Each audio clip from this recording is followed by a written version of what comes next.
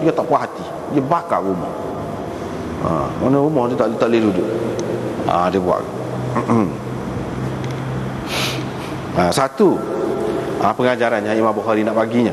Yang kedua, Imam Bukhari nak ceritanya di sini, Nabi SAW cara dia ajar sahabat-sahabat dia ni dalam mengenali manusia, mengenali pengikut yang setia, pengikut sengoti dan pengikut yang tidak sengoti. Pengikut orang sengoti ni dia tidak ada kepentingan duniawi, kepentingan berupa harta benda tak ada. Tetapi hak tidak pengikut sengoti, hak tak boleh nak pegang, iaitu seperti orang-orang munafik ni. Jadi seseorang pemimpin, pemerintah, dia kena tahu di kalangan rakyat dia kena tahu orang ni lagu mana, orang ni lagu mana, dia kena tahu. Dia kena tahu. Benda ni orang pakar. Sekarang ni orang pakar. Pada masa pilihan raya misalnya, dia pakar. Ahli pilihan raya tu kan masing-masing golongan lah.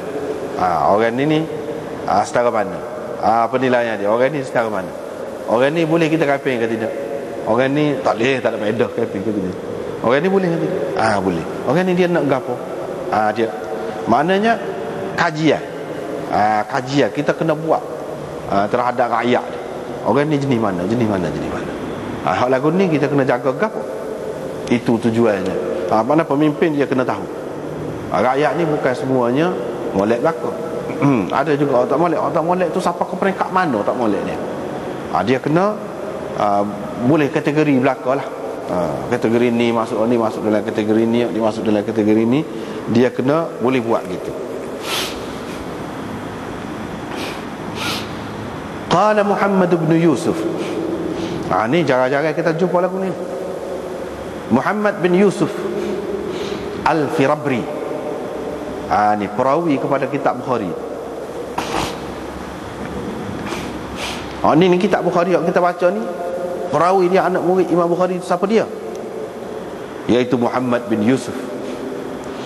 Dia inilah yang meriwayatkan Sahih Bukhari ni kepada orang kemudian.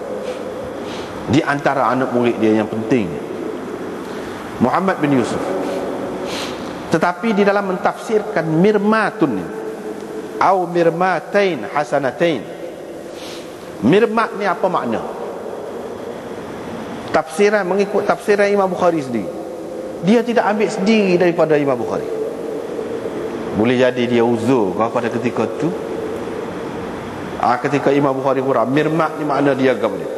Mirmatun ma baina zilfi syah min al-lahm, iaitu daging yang terdapat di celah kuku kambing. Kambing kan dia kuku dia terbelah tu, celah lemuk dia tu kita kata daging. Tu ini hak tafsiran Imam Bukhari, mirmatun ma baina zilfi syah min al-lahm mithlu min sa' wa midha. Itu tafsiran Imam Bukhari.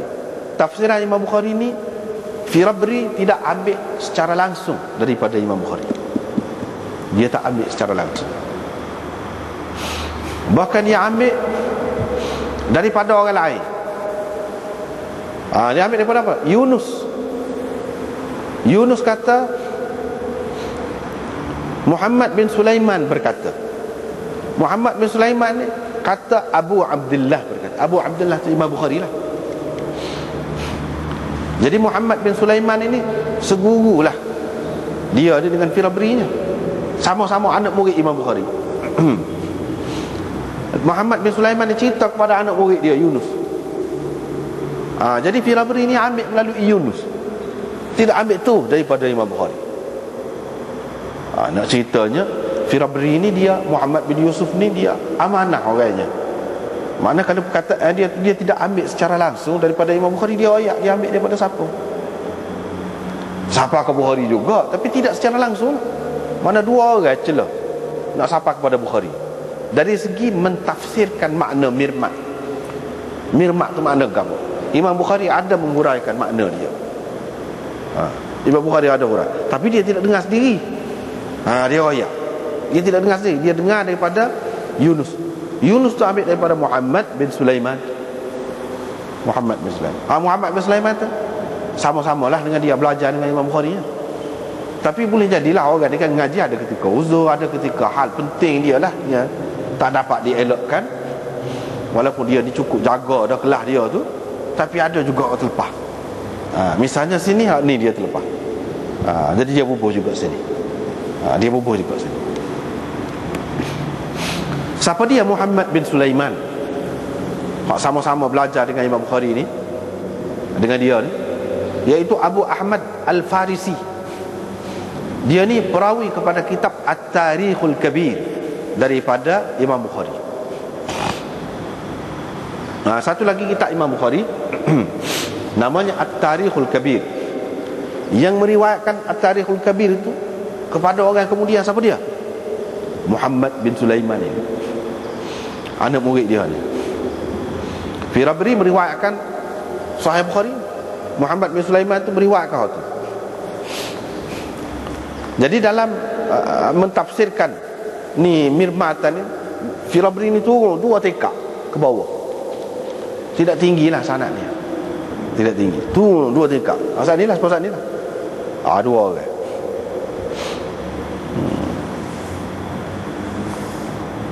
Min sa'tah. Min sa'. Maknanya Imam Bukhari nak cerita wazan mirmatun sama dengan wazan min sa'tun, midhatun. Jadi hak ni mengikut bacaan hak tanpa hamzah lah. Min sa'ah, min sa'. Dia baca gitu. Iaitu mengikut qiraat Abi Amr dan Nafi'. Ta'kulu min sa'atah. Gitu. Ta'kulu min sa'atah. Baca gitu. Jadi hak baca dengan hamzah tu min sa'atah gitu.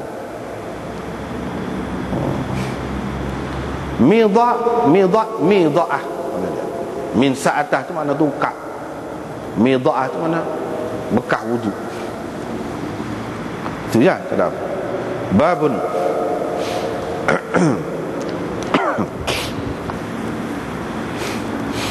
Bolehkah pemerintah menghalang orang-orang yang bersalah dan ahli maksiat daripada ditegur oleh orang? Mana melarang orang menegur ahli maksiat? Boleh ke tidak? Dia hukum, jadi takzir dia tu dalam bentuk mana orang tak boleh kecek dengan orang-orang yang berkenaan ni, boleh ke tidak? Tak boleh pergi jumpa dengan dia dan seumpamanya. Boleh ke tidak? Dia hukum lah. Imam Bukhari nak cerita boleh. Jadi cara takzir, hukuman yang bawah daripada hukuman had yang boleh diberikan oleh pemerintah ni macam-macam cara. Tak larang orang daripada kecek dengan dia, boleh juga. Larang orang pergi mari dengan dia, boleh juga. Jadi dia nak ceritanya ini adalah bentuk-bentuk takzir. Bentuk-bentuk takzir yang boleh dilakukan oleh pemerintah.